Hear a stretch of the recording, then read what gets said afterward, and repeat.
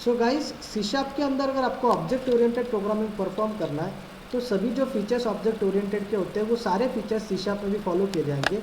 Now how to create a class in a C sharp. C sharp में अगर आपको class create करना है तो आप किस तरीके से क्लास क्रिएट करोगे, तो बेसिक वही सिंटैक्स जो जावा का सिंटैक्स सी शार्प में यूज होता है वही सिंटैक्स हम यहाँ पे यूज करने वाले हैं। तो define a class, see this access specifier, मतलब क्लास भी यहाँ पे पब्लिक प्राइवेट हो सकता है। सो क्लास को भी आपको डिक्लेयर करना है। If you want to declare class public then you should mention public keyword here. उसके बाद क्लास कीवर्ड डेफिनेटली वही रहने वाला है और क्लास नेम। और यहाँ पे एक्सेस स्पेसिफायर हर एक के सामने आपको लिखना पड़ेगा सेपरेटली, मतलब सी प्लस प्लस के जैसे यहाँ पे भी सेक्शन नहीं है। अब इसको इंस्टेंस फील्ड और इंस्टेंट मेथड का मतलब क्या है, जिसको सी प्लस प्लस के अंदर हम डेटा मेंबर कहते हैं एंड मेंबर फंक्शन कहते हैं, उनको सी प्लस प्लस में, इनको सी शार्प के अंदर in C sharp data member called instance field, data member called instance field and in C sharp member function called instance method. Clear है लॉजिक, समझ में आ रहा है कंसेप्ट? सिर्फ वर्डिंग चेंज है गाइस, सिर्फ वर्डिंग चेंज है। जो data member C plus plus में थे इनको यहाँ पे हम इंस्टेंस फील्ड कहेंगे। तो मतलब अगर मैं आगे से इंस्टेंस फील्ड बोलूँ तो आपको समझ में आ जाना चाहिए कि सर डेटा मेंबर्स के रिगार्डिंग बात कर रहे हैं। मेंबर फंक्शन की जगह हम यूज़ करेंगे इंस्टेंस फील्ड, और इसीलिए सिंटैक्स में भी आपको वहाँ पे दिख रहा है instance method and instance field. Okay, so instance field मतलब data member and instance method मतलब मेंबर फंक्शन। तो ये हो गया आपका जावा सी शार्प के अंदर क्लास क्रिएट करने का सिंटैक्स। आप अगर नोटबुक लेके बैठे हो तो यू शुड राइट इट। और syntax to create an object, अगर ऑब्जेक्ट क्रिएट करना है तो बेसिकली जो सिंटैक्स जावा में था वही सिंटैक्स आपको सी शार्प में भी फॉलो करना है। Class name, object name equal to new class name, that's it. Okay, तो इस तरीके से हम वहाँ पे उसको क्रिएट कर सकते हैं। नाउ इसका एक एग्जाम्पल देखते हैं, simple example, demonstration of class and object. New project बनाते हैं डायरेक्टली। कोई आया क्या नया? ओके, सो न्यू प्रोजेक्ट यहाँ पे मेंशन करते हैं। ओके,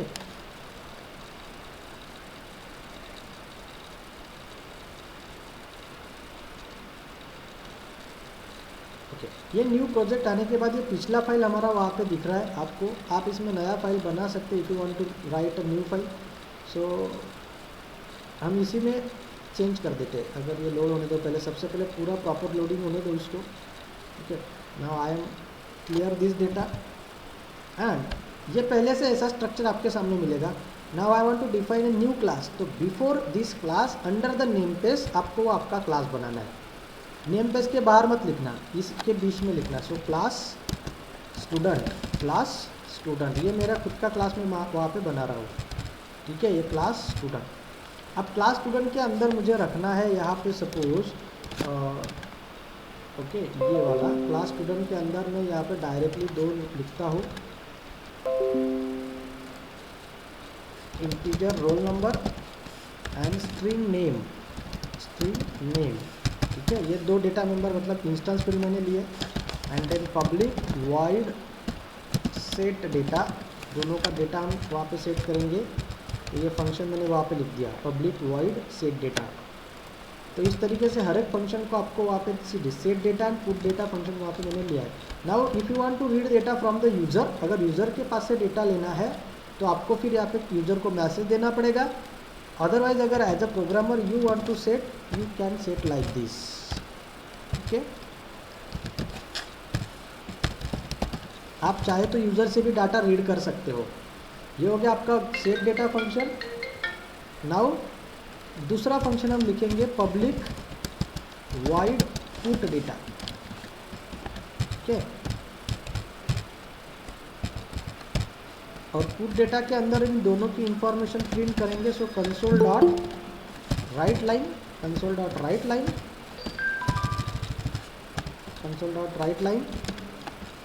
यहाँ पे हम लिखेंगे roll number is equal to, और उसकी वैल्यू प्रिंट करेंगे प्लस रोल नंबर। ठीक है, like this. Console dot write line name is equal to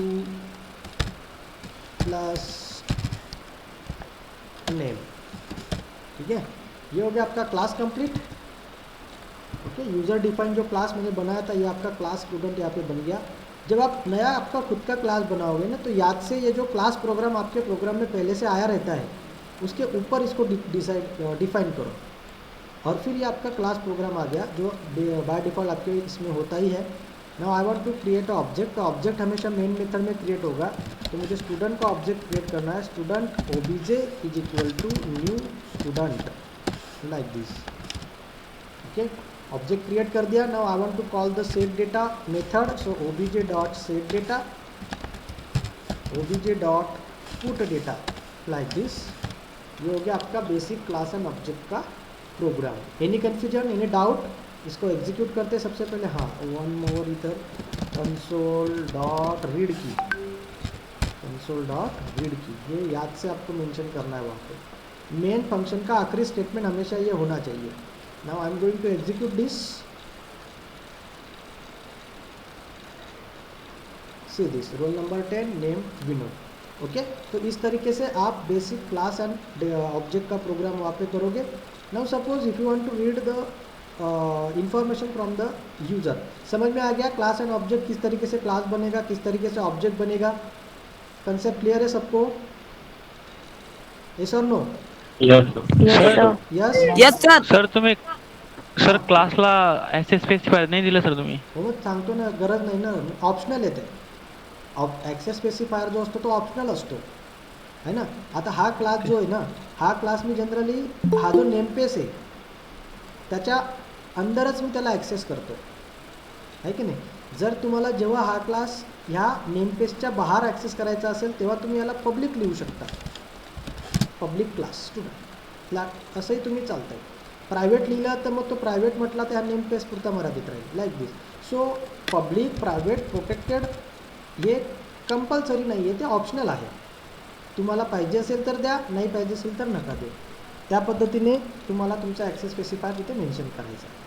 सो अभी मैंने फ़िलहाल नहीं दिया है, सो इसका मतलब इसकी डिफ़ॉल्ट जो होता है डिफ़ॉल्ट एक्सेस स्पेसिफायर हो गया, जो सिर्फ इस नेम पेज के अंदर वहाँ पे एक्सेसिबल रहेगा.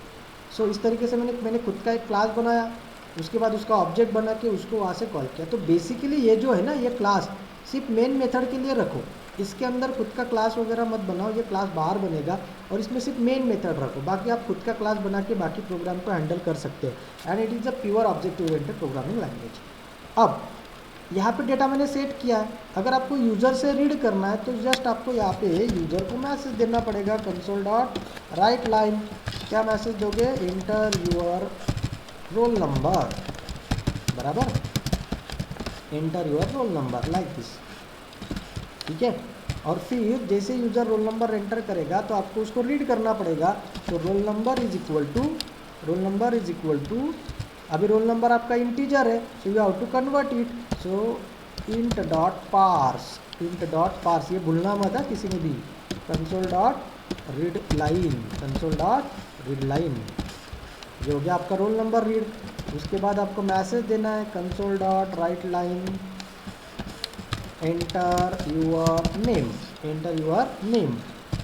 अब ये जो यूज़र नेम एंटर करेगा वो पहले से स्ट्रिंग में है, तो आपको डायरेक्टली लिखना है name is equal to console dot read line. इसका कन्वर्जन करने की ज़रूरत नहीं है, क्योंकि रीड लाइन ऑलरेडी स्ट्रिंग वहाँ पे रिटर्न करता है, लाइक दिस. तो अभी ये दोनों की इंफॉर्मेशन यूज़र के पास से रीड होगी. Look at here,